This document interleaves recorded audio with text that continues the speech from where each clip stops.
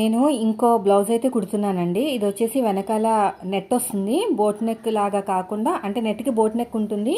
తర్వాత cut work అనమాట. దీనికి సంబంధించింది ఆల్రెడీ అంటే సేమ్ మోడల్ తోటి ఒక బ్లౌజ్ కుట్టి కటింగ్ చేసి పెట్టాను. కానీ ఆ రోజు ఏమైందంటే నెట్ అటాచ్ చేసేటప్పుడు కెమెరా ఆన్లో ఉందనుకున్నాను, కానీ ఆఫ్లో ఉందన్నమాట. తీరా చూసిన తర్వాత అయ్యో కెమెరా ఆన్ అవ్వలేదని చాలా బాధపడ్డాను. మన వాళ్ళు కూడా చాలామంది ఫీల్ అయ్యారు, అక్క ఇదంతా చూపించావు కానీ మనకి నెట్ ఎలాగ జాయిన్ చేసుకోవాలో చూపించలేదు అని.